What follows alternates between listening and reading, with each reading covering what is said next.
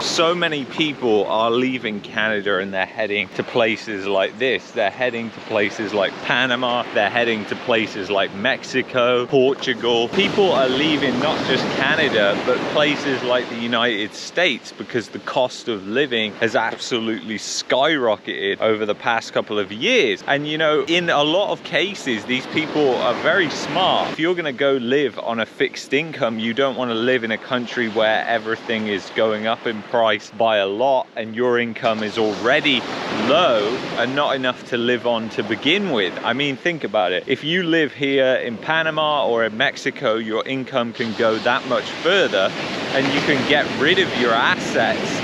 In places like Canada and the United States, you can sell your home and you can come here and you can buy a home and then have a lot of money that you can then invest or do whatever you want to do. I mean, even right now you can put it in bonds and get a decent return, a safe return of around 5% plus in 1 year treasuries right now. It doesn't surprise me that people are moving to countries like this. I've spent past year traveling across different places in Mexico, seeing what Mexico is like, and now we've started to come to Panama, and Costa Rica is next, and we're going to take a look at these countries, other countries that people are flocking to. I think there will be a slight boom bust with this because as a recession comes in, a lot of the people who just invested in places like Mexico and Panama, they're gonna have to leave. They're gonna have to sell their second properties as the economy gets tough in those places.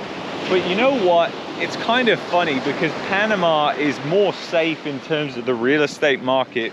We went and looked at a ton of properties today, and you know, properties, they're not at the top. You're not buying at the peak when you invest here. Whereas in most places in Mexico, Baja California, Puerto Vallarta, Cancun, or Quintana Roo, the Yucatan, these are places where essentially you're buying the peak real estate prices, which nobody wants to do. You never want to do that. That's not a good thing to go do. But that is what a lot of people have done. And you know, the Airbnb has added this extra layer because you saw after the pandemic just essentially a travel boom. And how was that travel boom started? The travel boom was essentially because you had a glut of savings. People had saved a lot of money during the pandemic, not because they were in good financial shape, because a lot of these people deferred payments on their mortgages and things like that. So they saved money and then they blew it all. Like the household savings rate in the US has absolutely plunged down. In Canada too, it's plunged down massively. So, you know, a lot of people are now running on fumes, and this travel boom that happened really last year has kind of faded away now. It's definitely not what it was last year. Travel is actually starting to decline in some places, and the places in Mexico where real estate agents were telling me tourism is going to be booming here forever, you're an idiot not to invest in real estate. Guess what's happening in those places? It's starting to turn around. People are starting to get worried. And this is always the thing, because we're going to head into a global recession, and that's a fact really, because the yield curve is predicting it. The yield curve is right like 99.9% of the time, and that will affect a lot of things. That will cause declines in real estate markets globally. It will cause investment to slow. You know, businesses aren't going to be doing as well as they've done over the past couple of years. And you know, as a lot of you are probably smart enough to work out, you know, the fact is over the past couple of years, Western governments basically inflated these massive deficits and papered over the economic catastrophe that they caused and created during the pandemic. Now, whether you agree with what they did or disagree, you have to agree that there is a cost. There is a cost to what they did, and the cost is yet to be realized fully. We've had the inflation, which is essentially destroying the middle class. You know, since 2008, GDP per capita in most countries has been pretty much stagnant. It hasn't gone up. So your kind of wealth in the economy, it hasn't gone up lots. It's actually just stayed stagnant. If you adjusted that for actually the real rate of inflation, it would really show you the true story of what is going on, which is things things are not good at all in terms of the past 10 years since 2008 and beyond, because the fact is, guys, that since then things haven't got better in the economy. There's just been a massive distortion that was created, because it's like back in 2008, you know, the government comes in, they ride in on their golden horse as the savior of the banking collapse, but at what cost did that happen? And it happened with this massive moral hazard that has been created in lending, which is essentially, you know what, you can just lend to anybody because the government is going to insure us. Take a look at Canada. You know, Canada's lending practices are insane. Canadians don't even understand or realize this, but I would encourage them to go to a bank in a place like Panama. You know, Panama is a pretty safe country when it comes to the banking system. So go to a bank here and ask them and say, hey, you know what, I want to buy a house, it's 400,000 US dollars, you've got all the income, and they're going to say, we don't want to deal with you. You know, we're not dealing with you because you're a foreigner.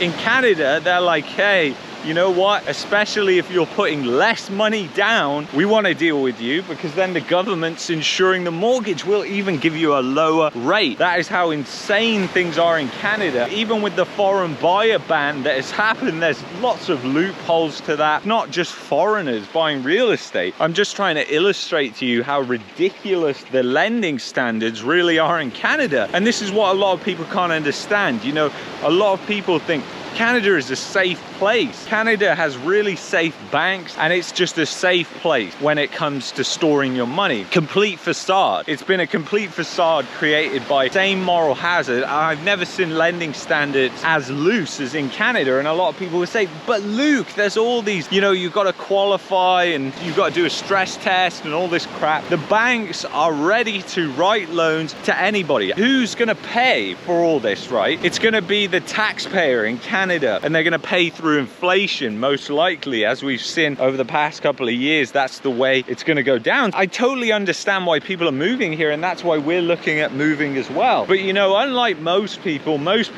they just make rash decisions when it comes to moving. You especially have seen that here. A lot of people moved in 2021. You know, they just thought, you know what, the pandemic's here, it's time to retire, it's time to move, because that was emotionally what they wanted to do. It wasn't necessarily the best thing for them to do, so that's what they did. Here, it's a much more relaxed lifestyle. You know, you don't have to pay taxes if you're earning foreign income. It's a great place to base your businesses. There's lots of advantages to here in Panama, and to places like Mexico too. So it's no wonder that people are moving. When you really think about it, like, there are so many places in the world that you can move to that offer more affordable cost of living. You can distance yourself from the politics side of things because you don't really care so much, because the government is smaller and maybe you're not paying as much taxes. But when you're in Canada, like, you're paying an insane amount of your income to the government essentially, and you're forced to pay that income to the government. And what do you get? You get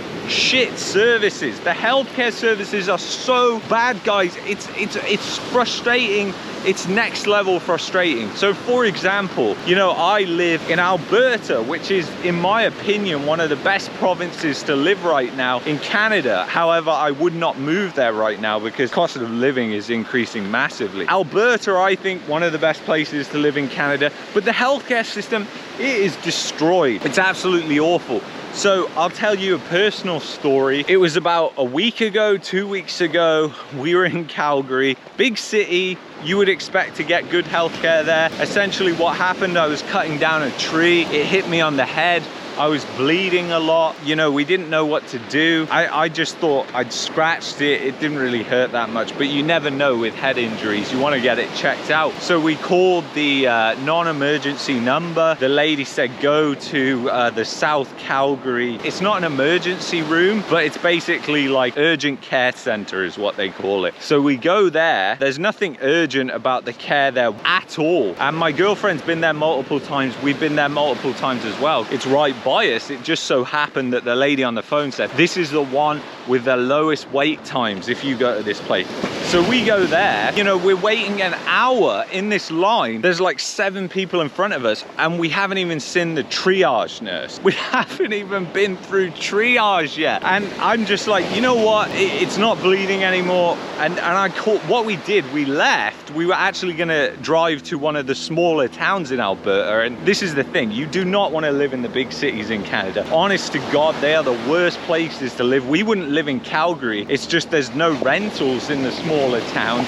They really struggle with actually having rentals, and we don't want to buy. We don't want to buy in Canada. We don't want to get involved in the real estate Ponzi, and we're leaving. Like, there's no reason for us to buy. So we would live in these small towns. But anyway, to continue this story, basically what happened is I thought, you know, like Mexico, maybe you could actually see a pharmacist, because in Mexico, you know, you can go to a pharmacist and they have doctors. At the very worst, they're going to have somebody there you can pay a few dollars to see, who has a lot of medical knowledge. Like, they've gone to medical school and everything like that. Pharmacists are the same thing in Canada. So luckily, I found a pharmacist that agreed to see me take a look at it, and she said, you know what, it's not that bad. It doesn't look that bad to me. You can go back to the emergency room if you want, but it doesn't look that bad to me. She said, get this, it will help. And we bought a couple of creams which I put on my head, and everything was fine, everything was healed. It is so painful to see how bad the healthcare is, because, you know, my girlfriend said when she went there, like, there were people collapsing in the line to see the triage nurse, and when the staff members came up to them and were like, what are you doing? They were like, I can't stand anymore, because these people are really sick. And they're just like, oh, well, just, you're gonna have to try and wait. You know, just no care whatsoever. And you go into these places and there's just nobody. Like, they seem completely short-staffed and it's just dead in there. So that's healthcare in Canada.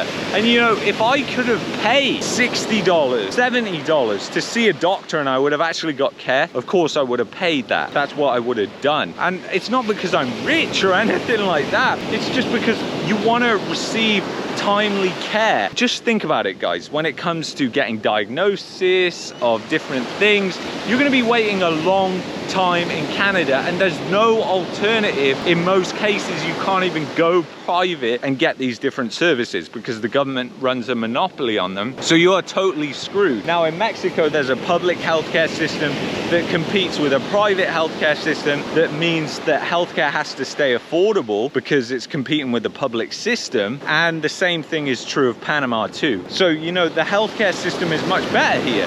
And you know what? A lot of people go to Mexico now for treatment. They go to Mexico for different services because they know it's going to be cheaper down there. They can get access to the services much faster. It's something that you really have to weigh up. But anyway, guys, if you've enjoyed this video, you might like that video there. You may also like that video there. And I will see you in the next one. Take care of yourselves, guys.